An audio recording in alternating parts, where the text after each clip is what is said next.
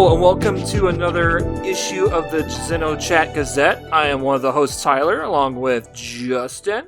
What's up, guys? Alright, we've got a few guests with us here today to discuss some exciting information about Xenoblade X Definitive Edition. First up, we have Nick. Oh, hi. And we have Marie. Hello. We have Aidan. Hey. And we got Chris.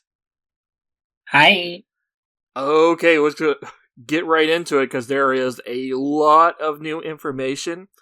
This will probably be our last episode covering Xenoblade X before the release on March 20th. Yeah, because after that we're just gonna go silent and we're gonna play the game. Yeah. Yeah, we have so much information right now. It's like, I honestly don't need... Personally, I don't need any more information, because there's just... They fed us quite a bit, and I just want to play the game now. Yep. But yes, let's get into it. Yeah, a lot of websites have gotten preview builds of the game, and there's been a new trailer. So yeah, we have a lot of things to discuss. There's also new things on the Japanese website. Mm-hmm. That's right. Yep. We're hearing a lot of new stuff. All right. So I guess there's a lot to dig into. One of the things I just want to get out of the way and say, Sawano is back. Let's go. Yes, Sawano is back. I really thought it wasn't going to happen. I'm so happy. I was worried myself. I was not worried, honestly, because I feel like if they would have taken anyone else, it would have been weird. Like they would probably have matched the vibe, but it would not be the same. So I wonder what the new tracks are going to be. Is it going to be like a new battle theme or a new unique monster theme? That could be kind of cool. Not sure. I saw someone think we may get a black tar for like ghosts specifically, especially because the lyrics kind of allude to the original stuff they were doing for that. Yeah, so a new battle theme would be cool. Yeah. And then we also, along with him, Misake Umase is also doing some music too. Umase. Yeah. Which... Though, I think this composer is less known. Like, I think in the information I saw is that she was kind of a bit new to video gaming soundtracks. Yeah, I'm looking at... She did Pretty Cure? Yeah, I was just Wonderful Precure. Apparently. Yeah. I'm sorry, I just looked her up, so that was a live reaction. My bad. No, that's okay.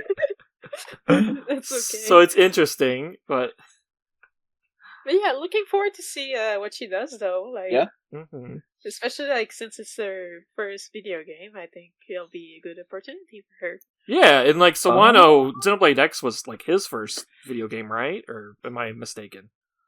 Like originally. I have no idea. Maybe. I think so, because... Yeah, maybe. Because I really like... Yeah. I will say I do really like that they're sticking with the thing of getting like people who regularly do like TV and anime, things like that to be on this soundtrack, because they are very specifically mostly known for that, and that's really cool. Actually, exactly. I think it really fits the vibe and makes it really feel different. Yeah. And I think there's an interview out there with, like, Sawano, where he was, like, talking about the Xenoblade X soundtrack and how it's, like, really important to him. I'm so glad he feels that way. Yeah. In his repertoire of work, because he's like, oh, I pretty much used the Xenoblade X, what I learned on Xenoblade X is, like, the blueprint for everything else I went and did forward. Yeah, I think I remember that interview. I think it was something along the lines that it helped him find his style. Or, like, polish his style, kind of. It's absolutely one of my favorite video game soundtracks in a lot of ways. And he just does really good work in anime. Xenoblade X. Yeah. I was already, like, an Attack on Titan fan, so I was like, man, it's Sawano, let's go. Well, I thought watched... Oh, I'm sorry, go ahead. Oh, no, I was just going to say, while I thought the show was just kind of okay... one of my favorite soundtracks of his is actually the Cabaneri soundtrack. That one was just really good. But anyway, go on. Oh, I was just going to say, I had watched Kill la Kill right before X. That's what I was going to say. Yeah, that was a great soundtrack. Yeah. But I also looked it up. It is his only video game soundtrack ever. At least as of what I can see from 4 years ago. Amazing. Damn. That's awesome. That's sick. Yeah, I can't wait to see what they got for that. Whatever new tracks he adds, I hope that we can't pronounce the names of them. Yeah, they just make the hashes like twice as long. Key mash. If they're not key mashes, he's not doing his job. I need random words, key mashes. Don't let me down.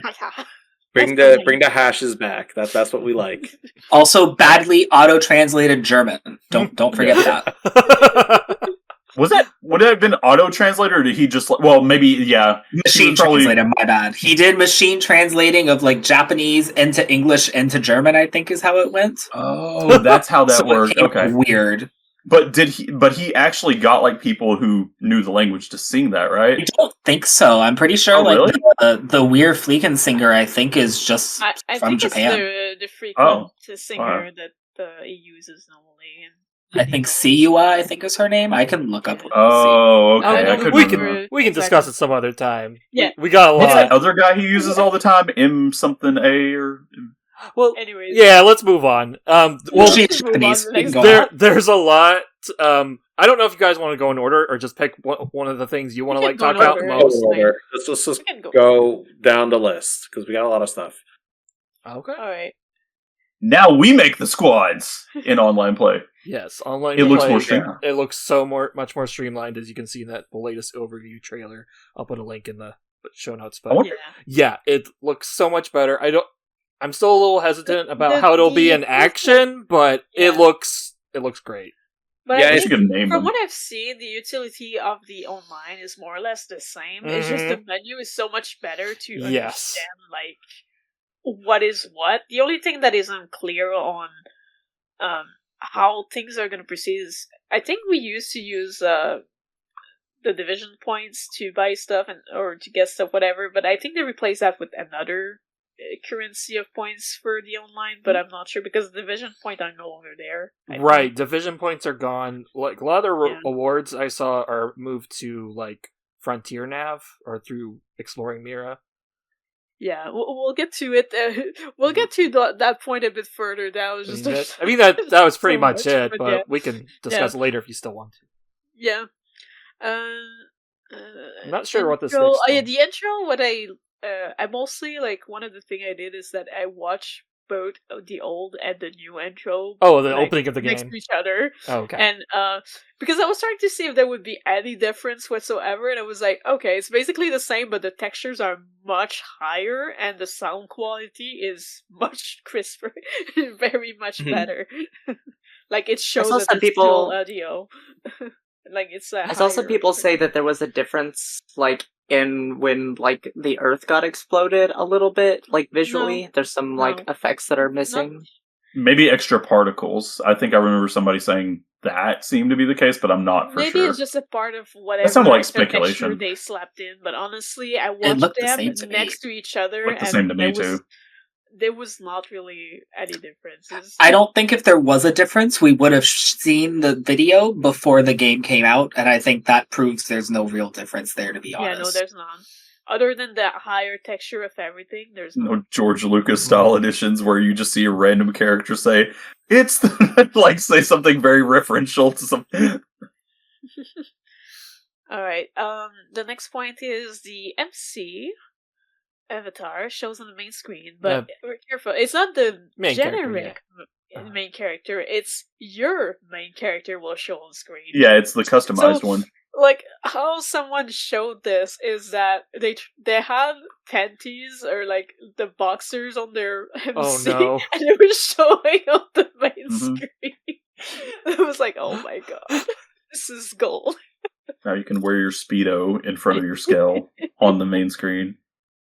Yeah. The spectacle is kind of cool, though. The new game content, all the extras are only available until after completing the main story. Yeah, that's been pretty much confirmed. Like you cannot jump into the new story without the.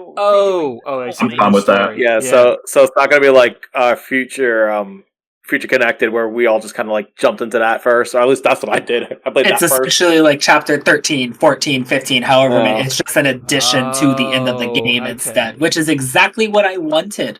It makes it easier to avoid spoilers for a bit. Mm-hmm. It makes it just more like seamless. It's continuous, so it's not two different saves that have no interactions with each other. Nice. Yeah. I like it. Yeah, because otherwise that would have gotten confusing with like creating your character and your stats and all that. Yeah, so this is cool. Makes sense. Yeah. So I do also like that there's now 3 save slots, which may not sound like enough, but it's more than we used to have. I wonder how that's going to work with the main character on the main screen. So is it going to be pulling from your last save, or is it going to be pulling randomly? That'd be fun. Wait. I imagine the autosave to be entirely honest, because we are going to be the autosave, but like, because I'm just thinking about it, I'm like, if you have like 3 saves, so 3 characters, like which one would be on screen? I guess it would be the last save or autosave. I think was that leak of the save menu? Was that like speculated, or was that separated from the confirmed? 3 saves? It's like its own slot. That's what I was asking about for like.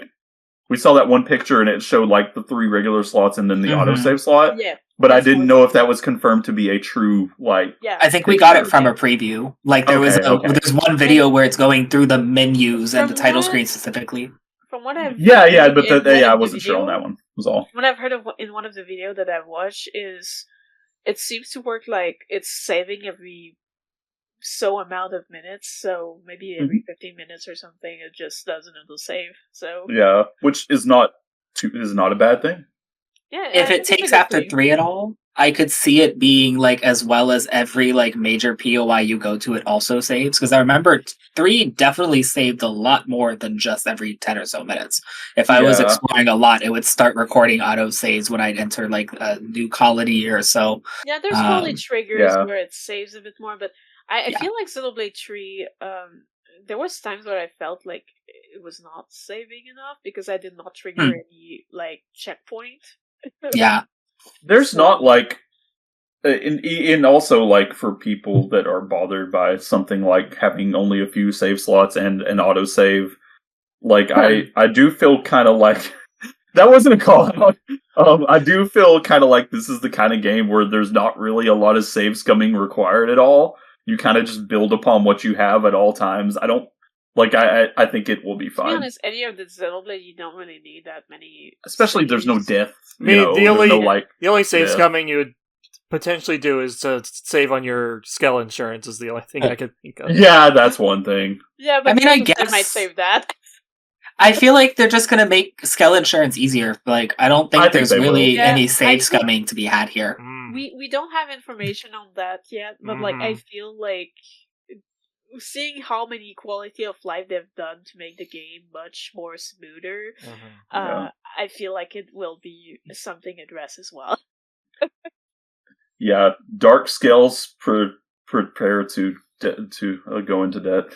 Anyway, yeah. So there's a lot of new options and quality of life stuff in the options. Yeah, there's some stuff that I wrote in there that I wasn't sure what was actually new or not new because like I haven't gone in the menus enough in the old game to like remember what was there. But Radio did do some corrections. There's really it was in the original. So like it wasn't so much corrections as it was just like I'm adding context just for the sake of. Like, oh yes, there is a lot of new additions to that menu in some ways, but there's a lot of things like the UI stuff, especially. You could actually turn on and off a lot of the UI in the original game. Yes. Yeah, I did that a lot. I feel like the new one does have a bit more, it feels like. It does. No, it absolutely does. It's huge. Yeah, like there's a lot of tuggables things. Like we've seen some screenshot, but like we haven't even seen the whole menu yet. Mm-hmm. Yeah, if the Zelda devs saw that, if the Zelda devs currently saw that, they'd be like, "You sure you need all that?" Because they don't like to give us options. Yeah, it's honestly more than even 3 had, I would say so far. Like 3 is convenient in terms of options, but this is like twice as many, and they're really where it matters too. So good on them. Yes, I think one of the biggest change we can mention in that is. We're not quite sure how it's gonna work, but there's you remember like the flight music whenever you start flying? Like, yes. there seemed to be an option to either turn it off or maybe replace it with a non-lyric one or something. It's a turn it off toggle from what I've understood. You can either have flight music on or it stops the interruption. They didn't really like show it fully because it didn't go into the tab, but like I feel like they did something with that because some people prefer to keep like the environment music rather than have this kick in and then have the environment music start up again. The only reason that I speculate that there might be an arranged version of the music without lyrics is because they specifically, the one shown was arranged parentheses lyrics, and usually you don't have that without the alternative. Yeah. So I'm thinking there's going to be more than just on and off. I'm fine with that, honestly. But also, I did my time. I heard the song enough on Wii U. I am fine turning it off and enjoying the Continental music because it's a good song. I'm not opposed to the song, but I did my time. And I think the music for the individual continents shines a lot more than that song, personally. And also, like, it's too easy to trigger the song, too, because it's basically as soon as you, like, fly, the song starts playing. Yeah. I'll leave it on. I love that song. I like it too. The vocals don't start it off. I'm glad that we have. I'm glad we have the option either way. Yeah. Yeah, I think having the options to give the players a choice is nice. Everyone's I can see why for some people it might be grating to just have a song start and then the song stop and then the other song restart and then the other song restart again. Yeah. That's my thing. It's not even the song. It's the way that it interrupts the song. It interrupts both songs. And then you land it all, and it stops it. And if you even just try to jump, oh, congratulations, now you have to hear it every time. It's like, okay, all right. Like, at least let it do one full loop, if anything. But at least the options are better. I'll take it. If those scales had short hops, it'd be like... Dun-dun-dun, dun-dun, that's what the game was like. That's exactly what it was for me to play the game. Yep, same. I'll probably turn it off, but also, not because I dislike the song, just because I really like the area music a lot. So, but yeah, also there's also like we're gonna have the choice of playing with the Japanese or English voices, and there seem like there's been possibly more options with like the speed of dialogues or stuff like that. They seemed like there was more sound options to like balance things out the way you want. Yeah. It was at least a subtitle speed option that I saw. I'm excited about the dual audio because I've never played the game in Japanese before. Oh my god, I like the English dub a lot, but I've never. I think I'll just keep it in English just for the fact that there's so many environment like things and I'm so used to their English voice that it's just gonna be weird to switch now. So I'm curious about it'll probably be easier for the Soul's voice too. I'm also curious because I know the character creation in Japanese had more voices. Is that there's that so are they just voices in Japanese are nice? Like, are they no I'm not gonna think about it, but yeah, it is the Western version of the game, so those could be cut in Japanese. I'm just saying, like, a lot of the stuff is going to be based on the version we got, but with the Japanese localization. So while I don't think they would cut it, there's a strong chance that could be cut, because for example, the boob slider is not in this release of the game, period. Because they're basing it on the Western release. I don't think something like voices would be cut, though. Like, we'll see. You'll be happy to know that as long as we have dual audio, and from what I saw in that menu video, where they go through the menu, that dual audio is only changeable from within the game, rather like it was blocked out when you're on the title screen. So you can change it on the fly. So, thank God. Best of both worlds. If you feel like, today I want to play it in Japanese, you can. Amazing. Like, I love that. That's always a great option.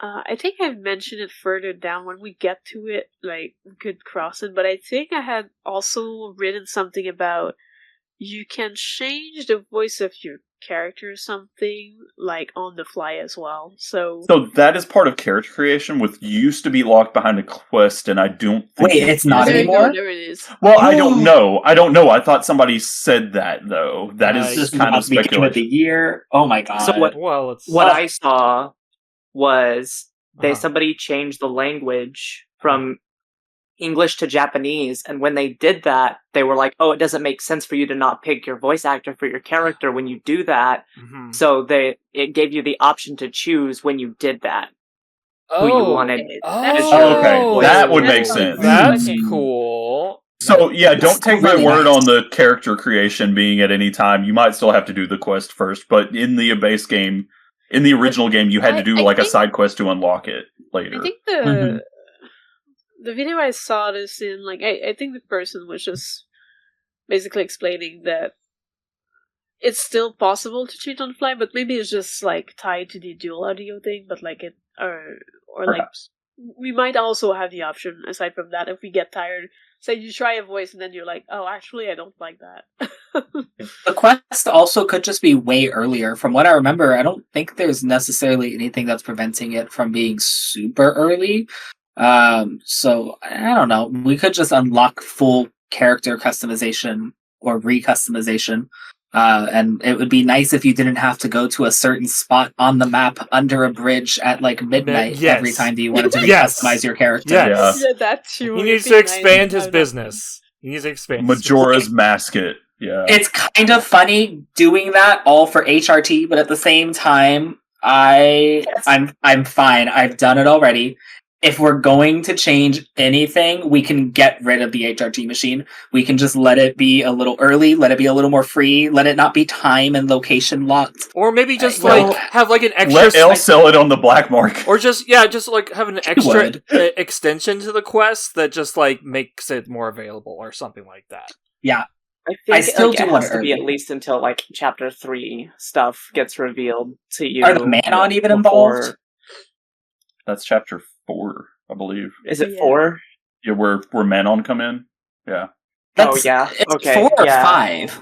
I think it's the end of 5, because that's when the big spoil... Anyway, sorry, we're getting really off topic. When the ship comes in? Oh, yeah, well, we don't want to spoil new players. No. Yeah.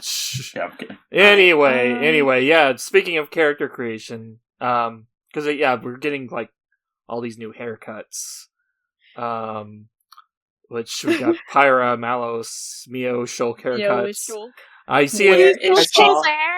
What is she?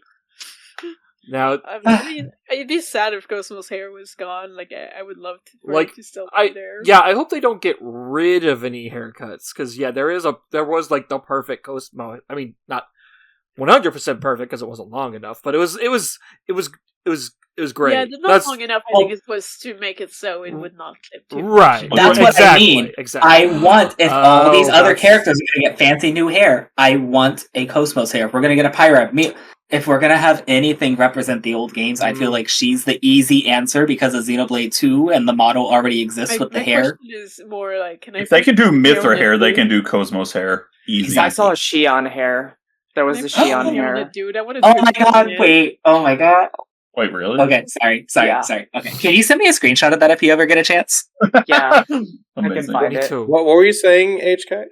Marie? I was saying, like, can I put long hair on a dude? How would a dude be shonen? I really was hoping they were gonna, like, they couldn't fully remove the restrictions because of the frames, but I wish they did for the hair. I wish they could have found a way to at least remove it for the hair. Yeah. And also the hair still being locked to face types really bugs me. That's what I mean. The face type with the hair thing, that annoys me. Like, gender is one thing, and that's hard to work on. It's fine. But, like, I do find it a little hard to swallow, even 10 years later, 10 years later, that we still can't do that. But it's fine. I can make Cosmos either way. It's fine. Considering that even if there's a little bit of clipping, there already kind of is that going on. And, like, the face type is not going to be so much wider, and if it is, just... How hard is it to do an actual, like, model transition to where it's, like, slightly wider for this face? Like, come on. You're putting all this other work in? Thing, though.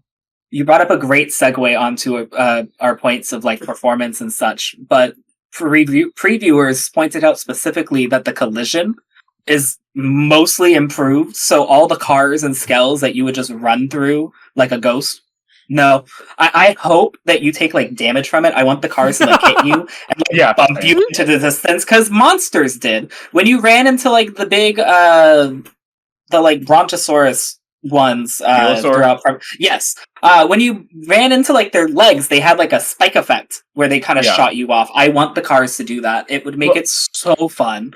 I will say this. I am glad they kept the ability for you to, like, because especially with like a lot of these arts that like are very, like, they're very movement heavy, I'm glad that they allow you to still clip through, like, ghost through monsters, because I think if they didn't, it would kind of break some things a little bit in a way that would just be kind of more annoying than not. So I am super happy with them adding collision on vehicles and people, but I'm kind of glad that, like, unless it was they were going to do some crazy dynamic system that like changed all the physics, I am like totally okay with ghosting through monsters, because like imagine trying to use sliding slinger through something. They're like, oh, you can't because you hit its leg.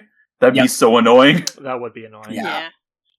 So that was one thing covered. Also, I had written the thing about the save and load of Avatar preset, and you did say it was in the original, but like.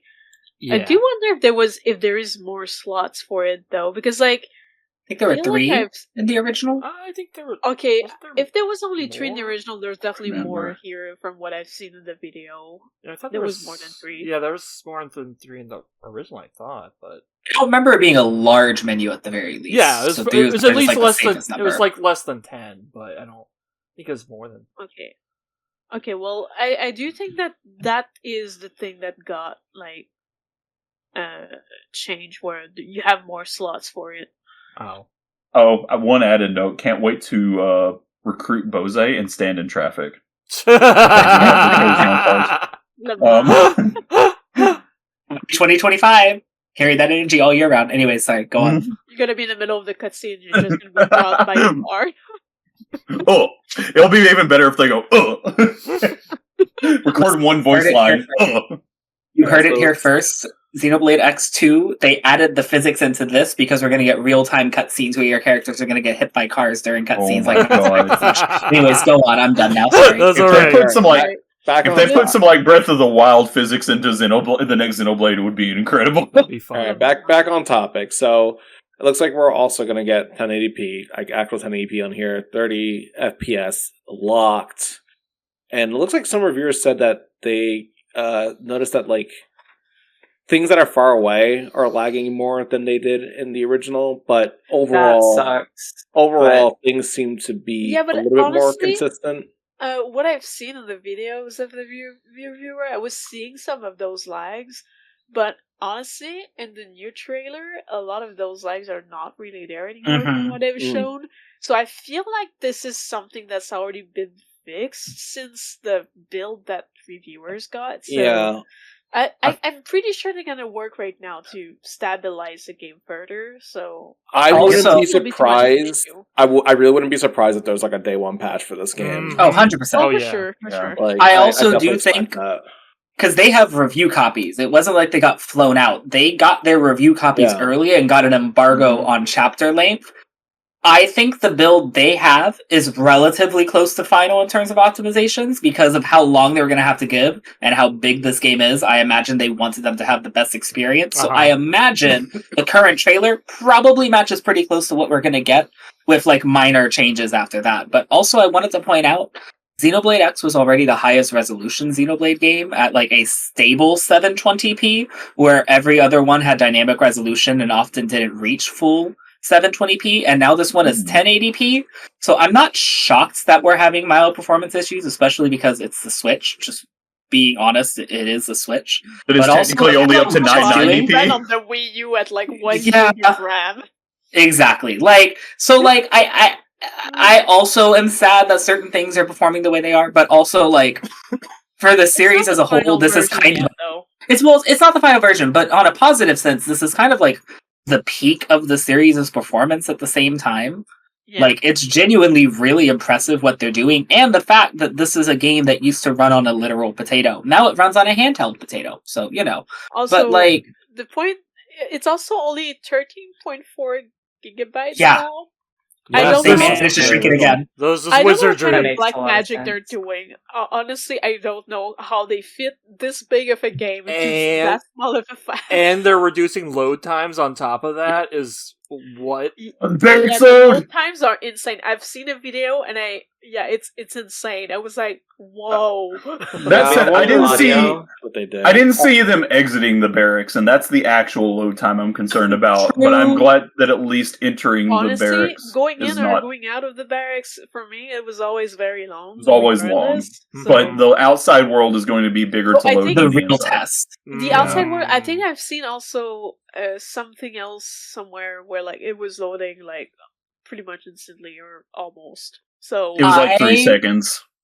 yeah, I will wait for my opinion until I see someone fully load from title screen into the game. Everything else, I can pretty much put up with those Yeah. loading screens, but that's going to be the real test, especially if you load anywhere but inside of like New LA or the barracks. Yeah. So Train them is my cause. I'm curious.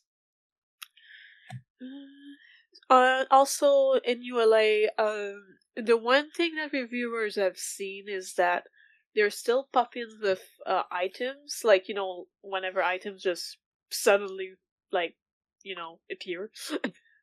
But it's mostly within ULA, and in exploration, it's much less than before. Like, there's a little bit sometimes, but not really. So exploration should be smoother on that. Like, you may have less of, oh, surprise, big monster in your face.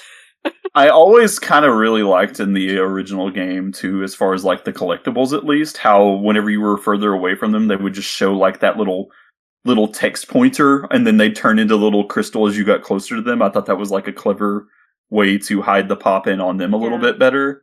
But But, what I mean yeah. by But you mean like is something else. more like, you know, items on the map, like that needs to render, or like Yes, enemies. yes. So when you run fast, like it used to be like nothing renders because you're running too You're fast. talking those? I genuinely thought you were talking about collectibles, not like no. That's what I thought I'm at first, mental too. objects.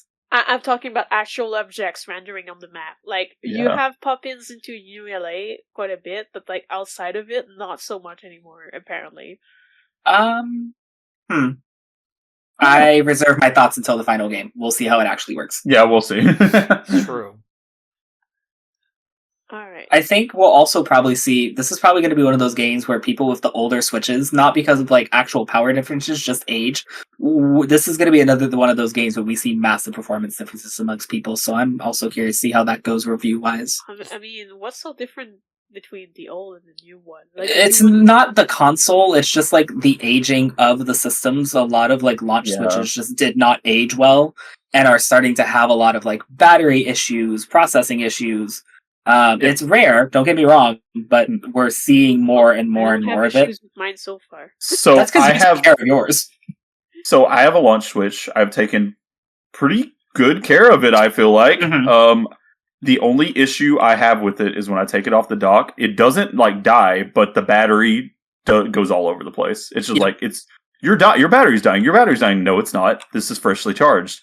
And it just jumps from like 100 to 20% to 5% back to 70%. It's like wild. And I like it just randomly started happening one day. I don't know, you know. Yeah, we'll see how it works. But yeah, I moving mostly on. play it Little docked known- though. Little known So. fact too is that the newer Switches have slightly better RAM. It helps with the battery and like optimization of power and such, which I will say I do notice the difference with my OLED. Like it does handle just everything slightly better, but it's a very marginal difference. You notice it, but it's a very marginal difference. Right, cool. Anyway. So yeah, we mentioned this a little bit earlier, but Blade division points, yeah, they're gone now. How do we feel about that? Honestly, I'm not against it in the sense that, you know, because we used to have like these levels where like, oh, you can't open this because you're not X level, or you can't open that because you don't have that level at that point. And like honestly, I personally kind of hate that because I have a very bad memory on like what is where and what I did. So for me, the best experience is if I can grab the shiny when I see it, because afterwards the shiny does not exist in my head anymore. I don't know that it's there unless I fall back on it. That could also happen in the base game a lot, because you would run into plenty of those that you wouldn't be able to do yet. Yeah. But, like, this is kind of one of those things that I'm really not sure how it's going to look until I get the game into my hand, because how is it going to affect pacing is really difficult to say on this. That's the thing. This changes it from a normal, like, Xenoblade experience, which it's not, it's open, but it kind of gives it that, like, almost Breath of the Wild thing, where it's like, oh, except for, like, 5% of, well, just a random number, let's say 5 to 10% of what would have been high-level treasure chests before, now, for the most part, you can kind of just go wherever and actually be rewarded for your exploration constantly. Exactly. Instead of being like, I need to see... I need to go check for that level, to get that level, to get this, you know. My thing is mostly just, I need to see the trade-off. Because on one hand, it will reward immediate exploration, but I almost think the solution would have been like, Frontier Nav, it's good for information, but I think it's a bit overcomplicated, and I see now there's markers finally, which is what I really wanted. I was trying to transition to that point. I feel like markers and like a really detailed like sticker system for this would have been great. I think being able to decorate the mirror map instead of getting all that information at the start and then like digesting it when you get to each location would have been really nice. Honestly, it's mostly like you'll be able to get the teleporters early, but also you'll be able to get like treasures. That's what I'm saying. And I'm okay with that. But also, the one thing that's cool though is they do give you apparently 200 markers you can place on the map as you want whenever you have something you want to mark. Which I'm like, I didn't know it was 200. Cool. So the one thing that I'm like curious about with like the blade level decision points being gone is I wonder how that changes like the divisions in general. Like, are you still going to be able to pick one of those? Well, from the multiplayer stuff that it showed, it looks like you basically create your own squads. Well, the thing is, and so that doesn't matter as much. Of a division, it's just now it's going to be more like lore based, and it's not going to like, because from what was explained and what some things that I've watched is that basically, depending on the division you were picking, sometimes you would not get that many points depending on what you were doing. There was an optimal option for rewards. Yeah, but like some divisions were not as rewarding as some others. So no, that's what we mean. It was basically pick one, get the best thing, and everyone caught on, and they all picked that thing. So everyone was essentially on the same team with no reason to go for the other. But it made the other stuff not viable. Why I feel like they might have gotten rid of it, so that way you can just pick what lore-wise makes sense to you, and you won't be punished for picking that one, kind of. I think they just thought it was really bloated, to be honest, because it kind of was a bit of a bloated system. It was convoluted, bloated, yeah. Mm-hmm. It didn't really amount to a lot other than slowing yourself down or speeding yourself up. It was just more menus. It was blocking the player from doing some things that they could have, done. I thought it was cool how the social aspect of it was, where it was like, these people in your group like accomplished this thing, like that was cool, but like it doesn't matter anymore because we can create groups. Yeah, but you're still gonna get that from what I've seen. I think the for the online, what seems to be the rumors about is that there may be like another point system, but just for the online kind of thing. But it's not going to be affiliated to like your. Well, that's what I mean. You can create your own squads now. Yeah, pretty much. But like you can still do squad missions and earn some stuff from it, so it's exactly. fine. Exactly. I think it's better. I think it's better that it's a bit more streamlined and a bit more smooth. And they did, I believe, what the reviewer did say though is that some of the points will be blocked behind like having to do certain progression in the story, which I think is fine. But like it's just a majority of the things that used to be blocked because you don't have XYZ level, well, you'll be able to get them now. Yeah, the story blocked one is the one I'm just not. I'll have to see how it works with my own eyes to see if it feels better or worse to me. I'll have to see how it works, but at least it gives us a peace of mind that maybe there are some things that may be more broken that are blocked behind certain points, which is fine. It's a good balance measure. I think, and this ties into the next bullet point, one of the big themes with this, they're really focusing on just like cutting that bloat and making the user experience a little easier. But at the same time, this next thing that is on our list, the quick cooldown, is a feature I'm not sure if I like at the moment. I've had plenty I have to say very about negative that. thoughts. I've had plenty to say about that in the server. I've even spoke about it on Twitter a little bit. So I'll explain this. So basically, there's a new resource, new meter that is a quick cooldown, and it's a whole new feature in Xenoblade in general. And what that does is you could use some of that meter to negate cooldown on an art, right? Like an instant recharge, essentially. Like instant recharge. Yeah. And there was, I forgot what site it was. There was a site that was writing a preview about it, and they made a comment about how, like, there's like the prospect of doing like 8 backslashes in a row. Mind you, they could only talk up to chapter 4, which means they did at chapter 4 potentially 8 backslashes.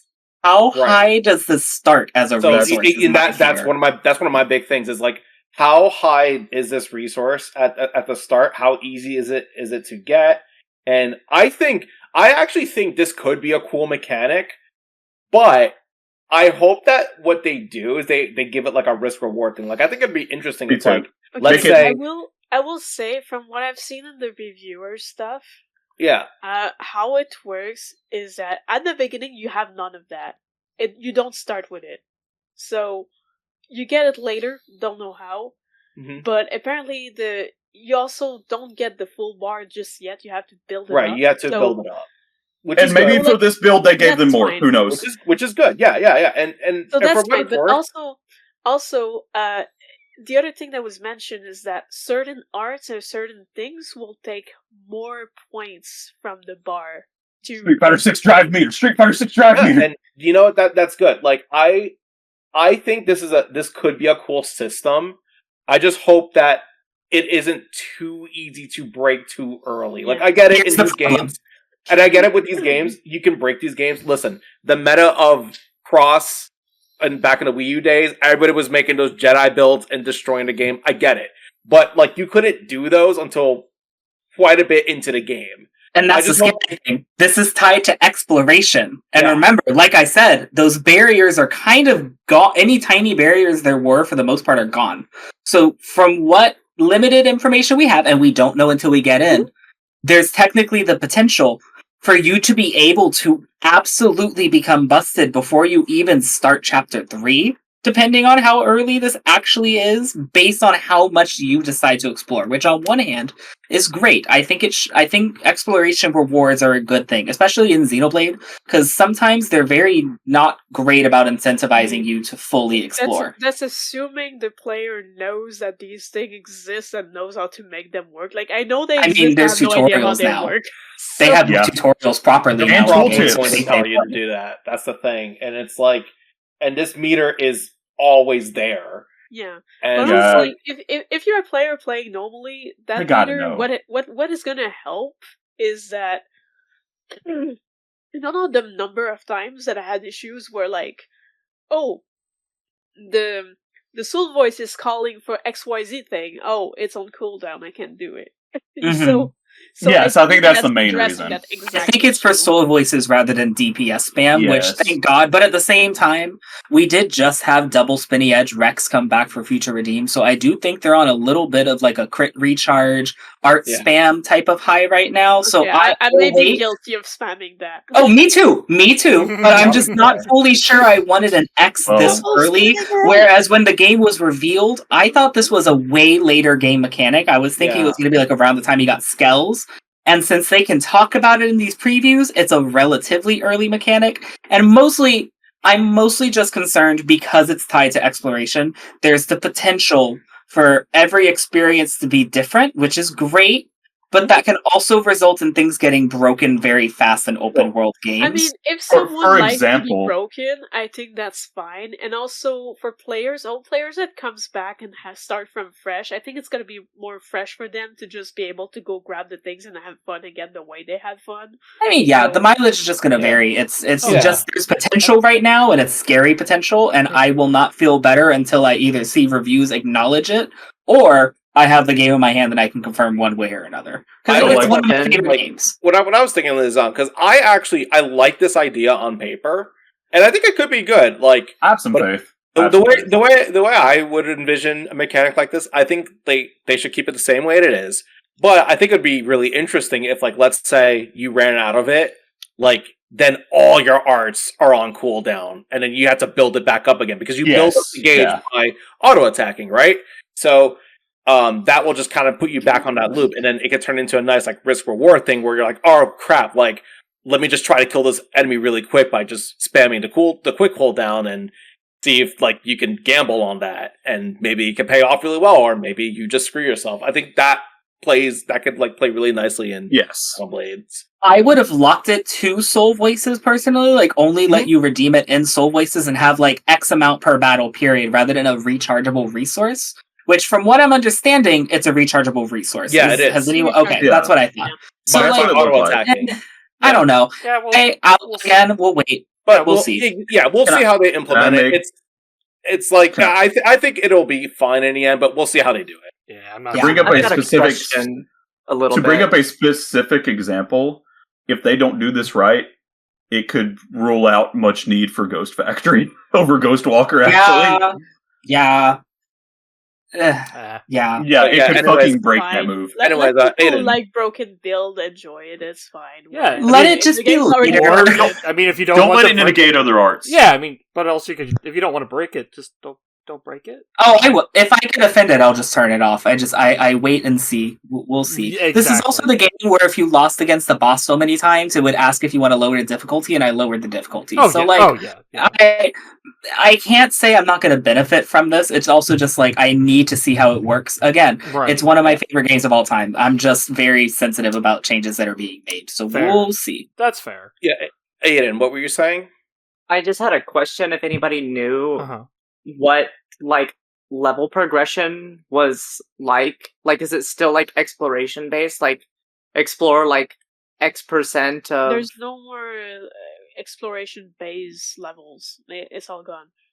Oh, okay. That's all tied to do you mean progress in the story. Experience from POIs, or are you just talking like skills? I'm talking about story missions. I'm talking about story missions being like the gates, like explore 20% of Primordia. We haven't seen yet. To be honest, we don't know. We don't have info on that. I would be honest and say they're probably here if you're going to have as free of a level of exploration as removing those gates for. Because I know that's like a big contention for some people. It's not for me, but Affinity does raise faster for Affinity quests. I think that it should definitely be kept.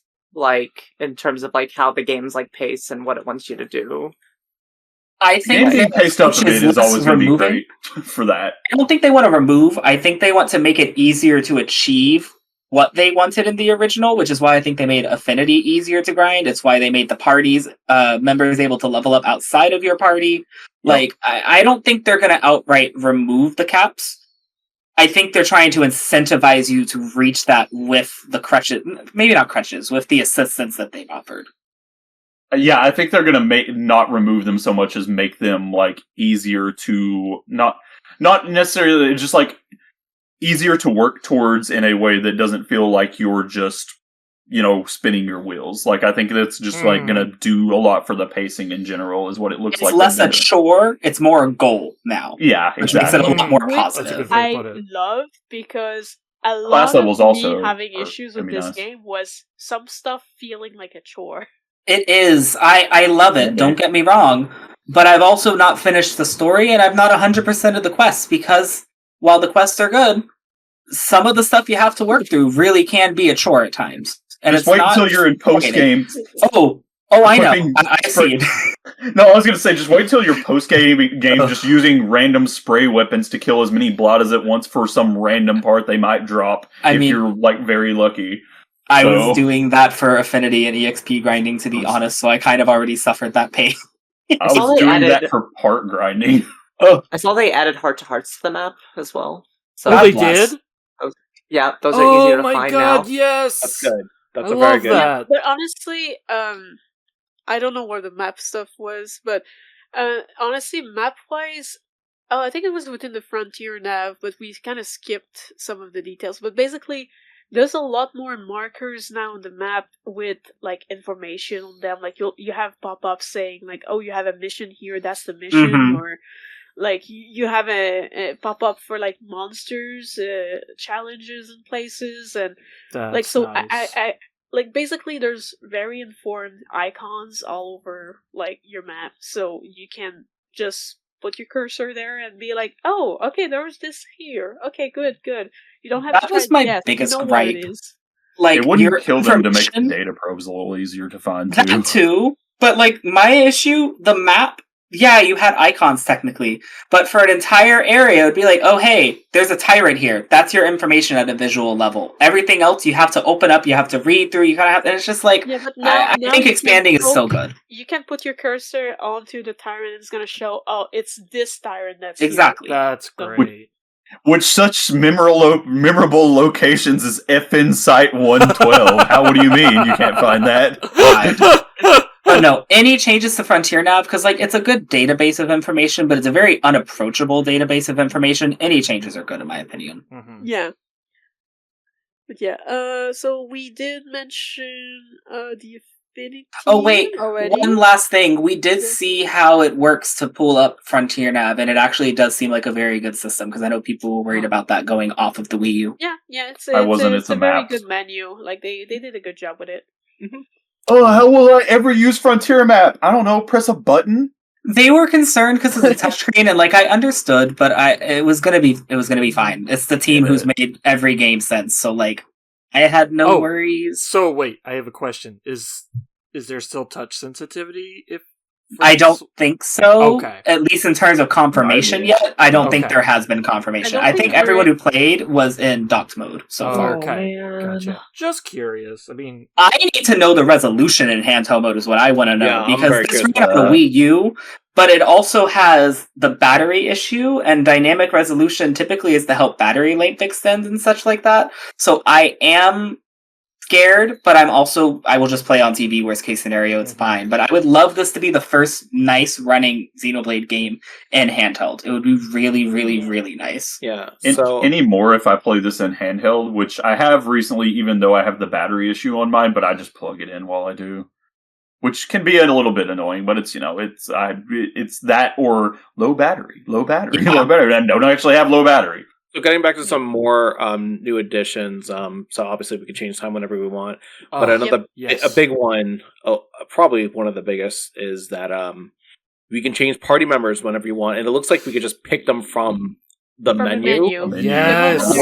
Whole concept. There's now 22 slots instead of the original 18, which means that implies that there's 4 new playable characters. We think we know 2 of them at least, and we don't know who the other ones are yet. So I guess like that could also mean that it seems to be Nail and which we'll get to both of those a little bit later. We'll get to them. Yeah.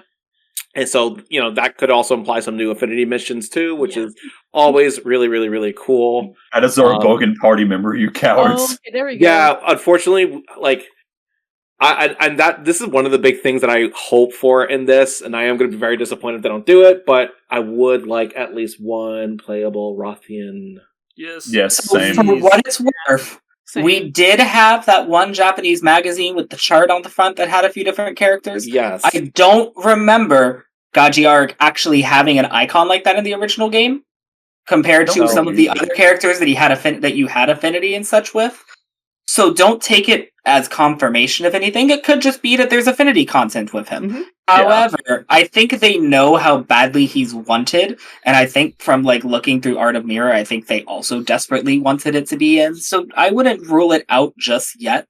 But also, Eleonora is on there, Tatsu's on there. I mean, it's not fully indicative of playable characters, so we'll see. Please also... I really want Gobweed because she's the ninja cat. She has such a great design. I love her design. I want her. She's also got really good moves. Yeah. But you see them in cutscenes. They're great. Yes. We've had so many cat girls.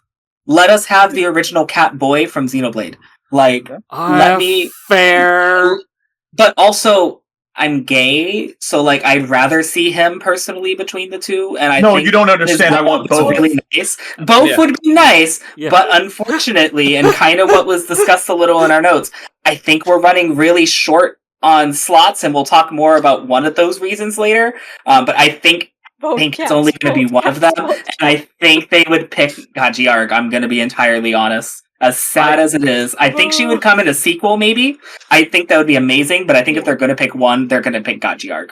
I just think Boyd's class would be interesting because I 100%. Know that her movements are like super ninja-like, and I'm all about that. But also, if you'd include a Menon playable, please let them have a pizza throwing art. Because on Gajiarg, he is a little easier to slot into existing classes, which would be less work for them. Well, because he's basically like, he looks like he would be the Star Wars lightsaber build class. Yeah. Do you think they would throw pizza onto the party members to heal them?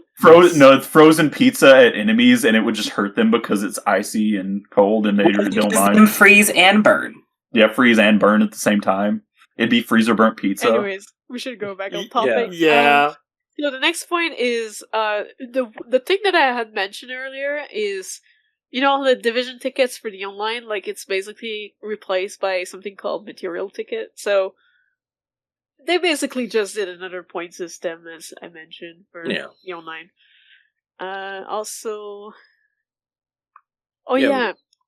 There's a lot of little. Like whenever you have a menu, there's like a tip thing in the corner now that's in a lot of menus. So whenever people are lost, they can just go to that and like see tips about that specific menu or whatever. So I'm like, that's pretty cool because it gives a little option for everyone to use if they don't remember something or if they're unsure about something. So I think that's pretty cool. Y'all, we got tips and tutorials. We're finally in modern gaming with Xenoblade X. We're finally here. And we have a party select screen. Yeah. It's wild how crazy we sound saying we've made it so far for a 10-year-old game. We're on to that thing. I will jump a few points and say that we have a Mirror Archive menu, which is similar to Xenosaga 3 database that has database about characters and other things and story things, whatever. But there is also a tip and advice archive menu where you can go through there to see back all of your tutorials and tips and whatever all the tutorials of the game. So we have two menus that are very good. So, visual manual is back. But I'm really excited about the archive with the lore stuff, because I think like the archive in Xenosaga 3 was really cool, and like it looks very similar in some ways, so like that's gonna be cool. This, if I may, if they're gonna have the manual back, besides the screenshots, I kind of want it to be the exact same style as the Wii U manuals, just for a throwback. Because we never got a physical manual, so it always looked like the Wii U. It would be cute. Y'all should. They aren't gonna do it, but they should do it. Who knows? Maybe they will.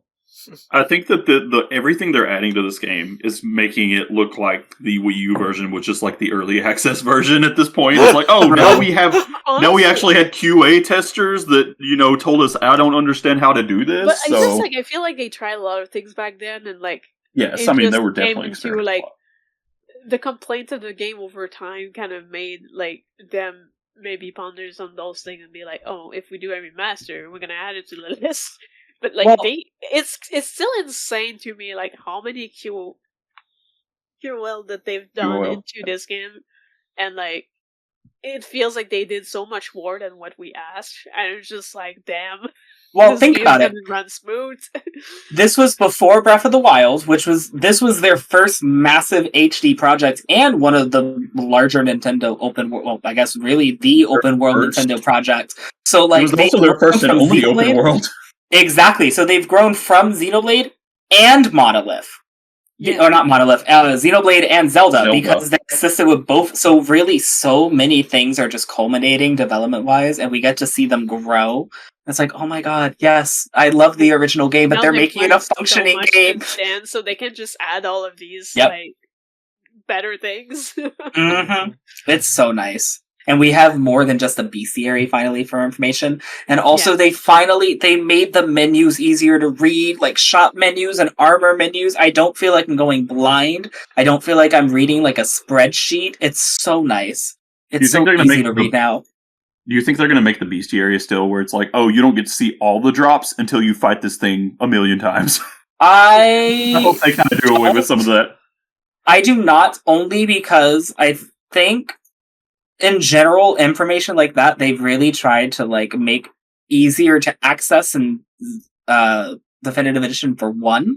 I think you're right. So like we'll see, but also do I have faith they're gonna do it? Not really. We'll see. I don't know. I think they'll at least lessen the grind of that, because it's like sometimes it's just like you just want to see what something drops, you know? Yeah. Yes. I don't think it hurts in any way the experience to add that information just easily accessible. No. They should have learned from Monster Hunter by now. So there's something really interesting here. I've never heard of this outlet. This is like a Spanish outlet that apparently reported that even if you sell off some armor, it'll always stay registered in the fashion menu. Didn't Nintendo also report that? No, you had to keep a copy if you wanted that, like, really? For fashion gear. Yes. Yeah, you had to keep copies for fashion gear. I was hoarding everything because of that. I never noticed that, but I never sold anything because I also was hoarding, so that's probably why. Okay. So this, this but is true. You have to have a copy. That'll be a game changer because then I can just get rid of stuff. I want to say that even the Nintendo Live video said that was a thing. So, but I don't quote me just in case. I think I saw that. It works more like the Xenoblade 1 Definitive Edition. I was about to say, I hope it's like that, because it was the best iteration of 3. Thank God. I love that. Mm-hmm. Let's hope they don't... Oh my God, that was mean. That's mean spirited. I'm not going to say it. I didn't even say it. No, I didn't say it. Let's hope they don't pull Pokemon Company and go backwards. Oh, listen. On Pokemon Day, where we have sight of them actually growing. Anyways, I welcome all Pokemon shade. You're good. Okay. I was like, I don't want to offend anybody, but let's hope that's okay. We can move on. On topic. Yeah. We're on topic. No Pokemon. Anyway, so the follow ball is going to be much more efficient now, so that's awesome. And I'm really excited because I guess this was also a fix in Xenoblade DE. Basically with the exclamation mark over the items you need. Yeah, I saw that in the video of a reviewer, and I was like, "Then that's gonna be cool, guys! It's gonna show me exactly where my item is. Wait, I'm gonna see it with a green." Our Scout license test is gonna be so much easier for that alone. Oh my God! Oh hell yeah! Ugh. Thank God. Yeah. I'm just remembering my nightmare of the find 10 something or iridescent pearls, and it's like, Listen, you know what my if you know, biggest gripe with this game was that at some point all the quests I was getting were gathering quests, and nothing in the menus was telling me where the items were, and I was like going mad. Yeah, I would just go to have a wiki open is not a good thing. Period. I don't care what game. It's not good if you have to pull up a wiki. So this is a great improvement. Yeah, I would just get. That was what the bestiary was supposed to be, but then you get like a test, one of the quests that's like find 10 of this kind of pearls, and I'm like, I can't find anything that drops this kind of pearls, and it turned out it was a pearl necklace. That is a very specific item, and it was listed like, oh, collect this many droppable items. I'm like, fuck you and fuck your quest, Hope.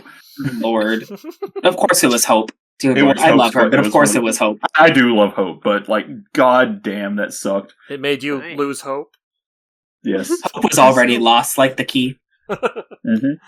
Alright, the next thing is, I'm not exactly sure how that would work, but like, a viewer spoke about this, that there's a possibility to reset points for your builds, to redo your builds entirely if you're not satisfied with it. Wasn't that a thing in Future Redeemed? I'm pretty sure there were reset kits that you could get in Future Redeemed, and I thought that was one of the best changes they've made. I believe so, but I've not really poked them. So. Wait, while I would like this to be a freely accessible thing, I also could see this being tied to because we're supposed to get rewards for overworld exploration, like on the map, kinda, like the collectible screen. I would love if we get an item for exploring to be able to do that. I don't want it to be like I don't want the feature to be locked away after you do it X amount of times necessarily, but that would be an amazing reward for exploration, I will say. So you can actually test out so much in this game class-wise. I agree, but at a certain point, it's going to be awesome for early game. Late game, not going to matter. You're going to have all the builds. Pretty much, yeah. I mean, as long as you actually change class like you should, because it will allow you to customize your build. Please do.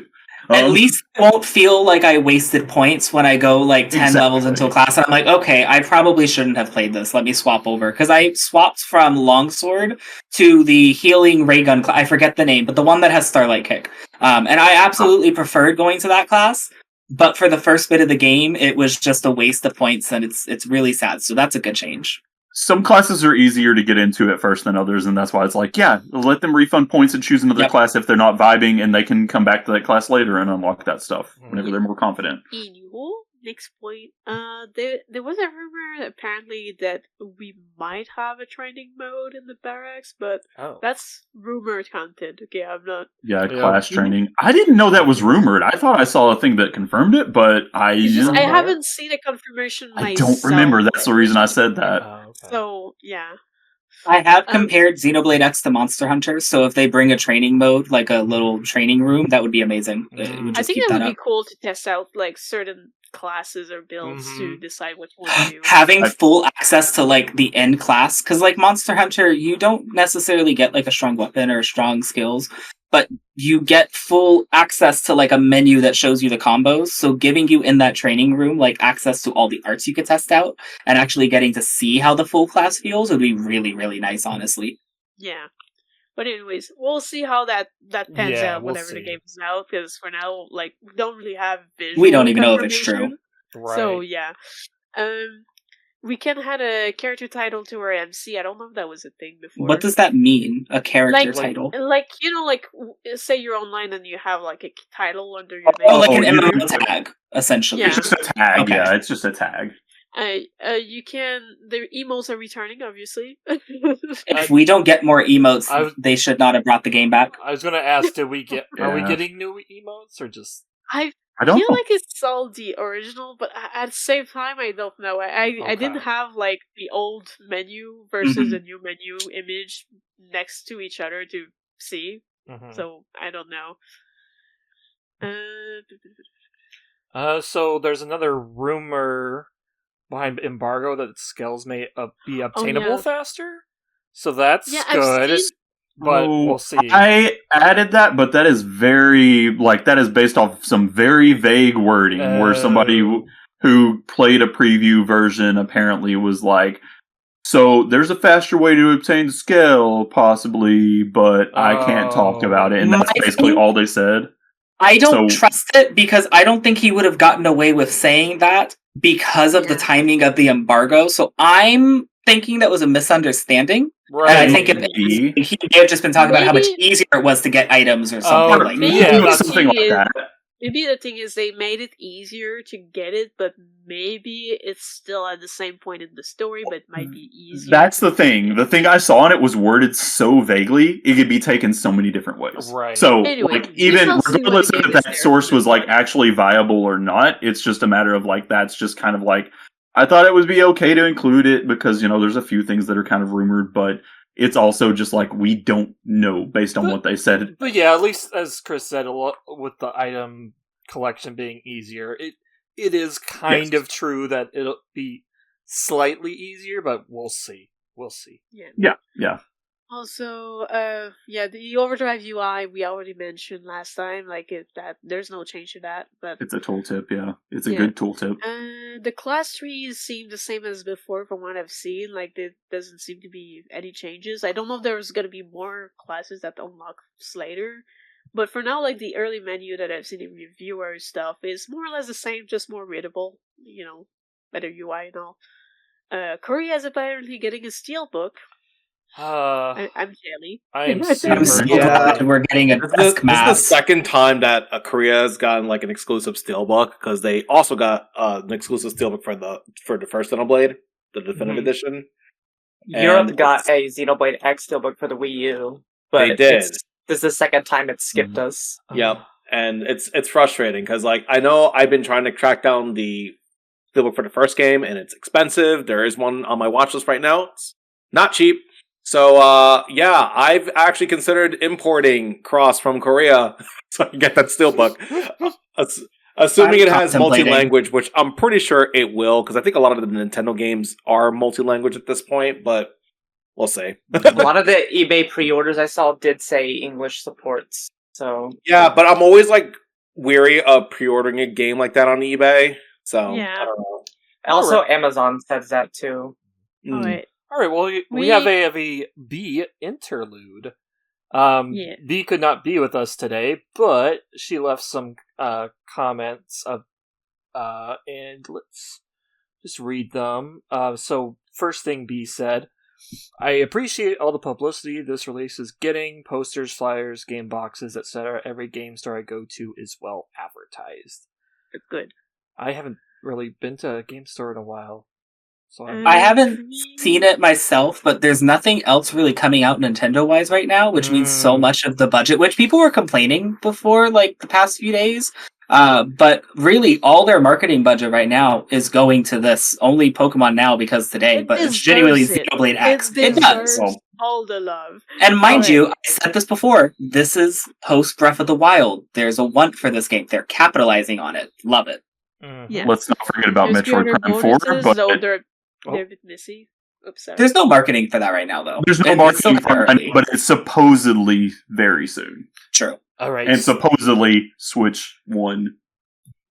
Okay, yeah, so B's next comment, pre-order bonus, yay, not sure is where I have pre-ordered it, but I'm happy they are treating it as a big time game, because it is. I don't know about, it's good that there's a pre-order bonus, it's not great, but... I feel like it could have been better on that. Yeah, it could have been better. The only good part is the mat. Everything else feels really, really lazy, I'm not gonna lie. Even there, the mat is It's only Game Gear in a toxic Club Nintendo way from 2012. It's of the time, but it doesn't mean I want to pay for it. Yeah. And her last comment, I would have preferred they wait for it to be a Switch 2 release, but waiting this long, what's another couple of months? Well, we don't really know when. Switch 2, is it going to be later this year, or...? We don't know. They haven't said yet. Where they're supposed to announce that stuff is when they announce the other stuff on April 2nd or whatever. True. I will say, I just hope it I don't mind it being on Switch 1, but it'd be cool if it ran a little better on Switch 2. Yes. I think timing-wise, this is perfect because they can go and reveal it. Hey, look at this game that came out a while back. Look how much better it runs. Yeah, if it does, which I'm hoping it does. I'm pretty sure it's going to be backward compatible and it's going to be able. We know it's backward compatible already. It's more about if they're going to do improvements for other stuff. Exactly. And also the online compatibility with Switch 1, Switch 2, whatever. So from what we understand, it's just NSO, so it's going to be pretty much exactly the same. Yeah. Anyways, next thought. Thanks, B. Thanks, B. We're gonna go into the 2 new characters now. We got a face in the last trailer, and a name, possibly, though apparently there might be a mistranslation, but for now what we've seen is Liesel or whatever, and she has pink hair, and she's the one with the special mech and the special suit. So yeah, she looks pretty cool. I like her. Yeah, she's for what it's worth. I'm sorry, go ahead. No, you go ahead. I'm always down for more pink hair. So I was just gonna say, Justin, go ahead. I'm torn on Liesel because I don't hate her design, but I really wish we didn't get a human character. Yeah, I'm with you. I said this before, it's giving Atlas re-release girl, and I kind of mean that in a negative way. I'm fine with her, but it feels I'm basically on her. I liked her more with the mask on. Without the mask, the outfit really sticks out kind of weirdly. The option to keep the mask on. I imagine it's probably armor. I'm sure. Oh, so, yeah. What I was going to say, the mistranslation seems to be the company specifically, so most everything is accurate, her name is accurate and such. However, in English, they're referring to it as Arms Company. I have heard some talk that it may be supposedly Granada, like a specific developer. Okay. However, we'll know more once we get in the game. I'm assuming it's a marketing mistranslation rather than a game mistranslation, but we'll see. Or it could be Nintendo of America changing things just to change things. That's what I'm kind of concerned about, but we'll see. X did that a lot. Yeah. So did Xenoblade 2, so I wouldn't be shocked. So I'm excited for the Japanese dub, because we're going to finally hear, the word doll instead of skull. So there's that. Doll. There's also a character. Her skill is awesome. That we saw before. I'm really excited about her. She looks really pretty. It's so nice getting her because, for years when people would talk about the art book, she was one of the major topics, and we had the mechs in the game already. So it's really nice coming full circle, even if I really wish the Clurians didn't have smaller ears now. She looks better with the smaller ears, I think, than Celica does, because it's not like a change, it's what we already had. But I like her. I think she's going to be interesting. There's a weird... X has always been kind of weird with everything is indigens and alien culture, and just it's an interesting perspective we're adding to kind of weirdly further confuse the feelings on that. So we'll see. Americans just need to be studied, I think. Hey, listen, they came to another planet, started mining oil, and also indiscriminately killing aliens around them. They were very They were very upfront with the imagery.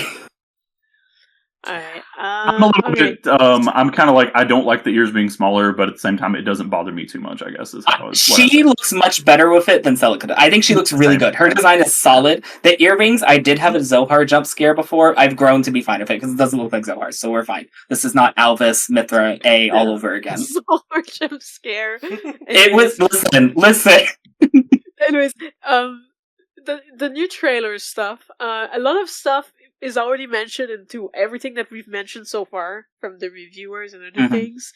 There is one thing that I've seen though, is that you can equip the nail armor, because I've seen in the trailer that you see them changing Elma to that armor. I was like, oh, that's cool. It seemed early too, to be honest. Yeah. Not early, but decently early. So her involvement may start a lot sooner than people were thinking. Who knows? And also, the new mech of Liesel, we do get a sneak peek of it, docked into the anger as well. Oh, Edelgard. Sorry. Is that the name of the mech? I don't remember. No, it's Ritzveld. Edelgard von Helshoger is her full name, so every time I see the mech, I'm like, oh, it's her. I forgot her last name. But anyways, we've seen that mech into the angers, so now we have...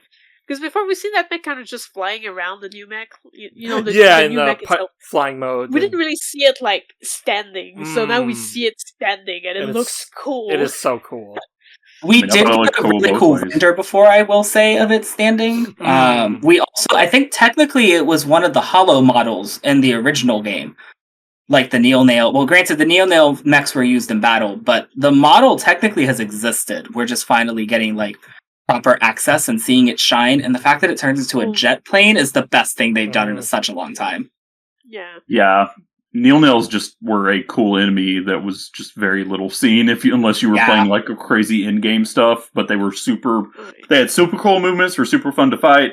It's going to be awesome to see them, like this in this one. Mm-hmm. The next point was the online menu, but we already mentioned that, so we can skip.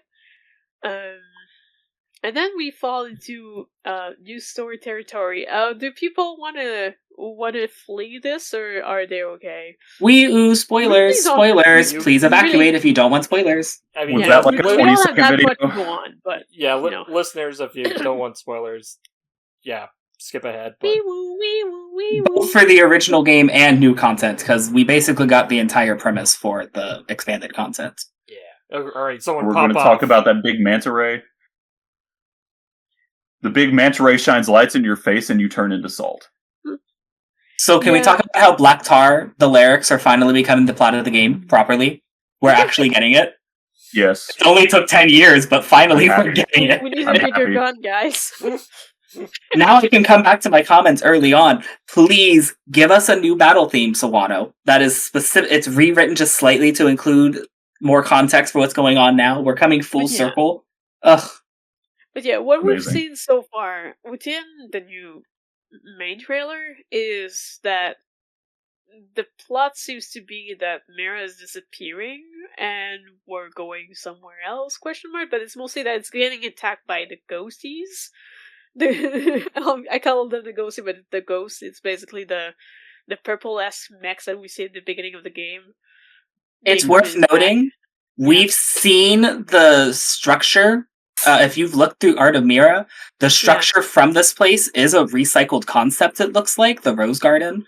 So that's also really interesting, because it looked cool, and there was a lot of blacked out text on that page, if I remember correctly.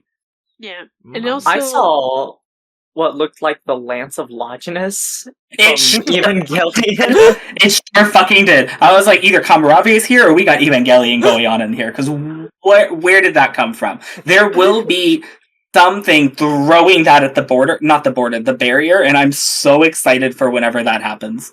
Oh yeah, like Metal Face and Xenoblade 1. Oh, I remember that now. Allegory to that 100%. I think they're going to try and do that scene again. Though also, this whole DLC, or not DLC, I keep thinking it's DLC, but the whole of the story expansion so far, they keep showing specific scenes of it. It's basically like this one piece of concept art where there's like a ghost ring fighting in the background. There's like big aliens. You have the ring in Oblivia and everything. I was going to say Oblivia, right? Yeah. Yes, and I'm so excited because there's 2 large enemies on there, and I don't think the mech one is actually an enemy that we had before. I know the like alien xenomorph one is absolutely not.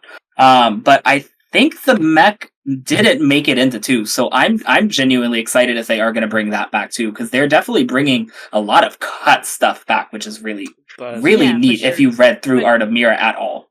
But to go back into the what we've seen through the trailer, or I guess there's also a bit of the Japanese website where there was slightly extra snippets. One of them was basically the ghost can turn people into salt. Like, wink wink, gnosis. I'm vibrating in my chair right now. And they attack in big groups and stuff, and another scene that's been shown into the JP website was the mech that we've seen that look like Ouroboros? Ares? It's not the Ares, it's the tandem scale that we saw in the intro when Elma's companion was fighting off the ghost. Heroes. Yeah, which it had, for what it's worth, it had those cores in the past too. We just never saw it at the proper angle. So the cores are not new, despite the conversation around them. Just saying. Yeah, but it looks very much like the cores of your 100% things. Well, don't forget, in the files, that final Ouroboros is called Ares. Yeah. Like, 100%. Basically, that thing appears and do help around and kill a lot of the ghosties around with the laser beam, and I was like, this reminds me a lot of Xenosaga 2 whenever Cosmos saves Gion. I mean, it does look like Dina, to be entirely honest, with a little more pink and purple. It looks so close to Dinah. I'm like, my brain is like, Cosmos, that it's probably not. Just it would be cool, but it's probably not. But anyways, it's just like really cool to see that scene, and I'm just wondering what else is going to appear. But it seems like that mech is what saves them and possibly bring them to the new zone. But aside from that, we don't know much. Right. And yeah, we got so much, but there's still so much that we don't know. So it's exciting to. Yeah. That we're less than a month away, guys. We're less than a month away, and we can play this. If you're Xenosaga, and I'm Xenosaga, and she's Xenosaga, who isn't Xenosaga here is what I want to know. What kind of arms is the Kukai Foundation going to sell me? We're the collective. Wait, HK, you finished Future Redeem too, didn't you? Yes. Amazing. Anyway, sorry, go on. Very recently, because apparently. I was. That's what I thought, because I feel like I remember you reacting to it. Yeah, the issue is that I kind of got sidetracked a lot by Trails for a long time, and then I was like, you know what? I'm gonna go back to Future Redeem, and I finished it. I'm kidding. And then I screamed like months later than all of you guys, or maybe more than that. Why are you yelling? It's okay, we can yell together. No, it's cool. Anyways, I love it. Yeah. We have made it to the end of our list, and on time too. We made it under time. Considering how long the list was, we did a good job today. Yeah. We were behaved because we started like 10 minutes late. We were so behaved, guys. Oh, you're right. We did? See, I told you I wasn't going to yap as much. No, that's okay. Well, I mean, I'm totally down for a review episode, or we definitely need to do an online part 2 to welcome the online I back. thought the review was basically set in stone. I was already signed up for that. Oh yeah, that one's set in stone. But a review episode of like the new content. What I'm doing whenever it comes out is I'm probably gonna stream until I drop the whole weekend. That's fair. Like, I'm gonna sleep, of course, but like I'm just gonna play Xenoblade X. I'm not sure I'm gonna sleep, to be honest, because I'm gonna be working, and I genuinely may be running on like 2 hours of sleep for a few days in a row. I'm gonna be fully honest with you. Yeah, I need my sleep, otherwise I'm gonna die. I say that as I'm gonna play Monster Hunter tonight for about 5 or 6 hours, and then work at 12 o'clock tomorrow. So we're gonna have a great time. All right, well, thank you everyone. This will probably be the last Xenoblade X episode before the game comes out, so I hope you all enjoy it, and we'll hopefully all enjoy it as well. And have a good night. Have a good night, everybody. Good night. Good night. Good night.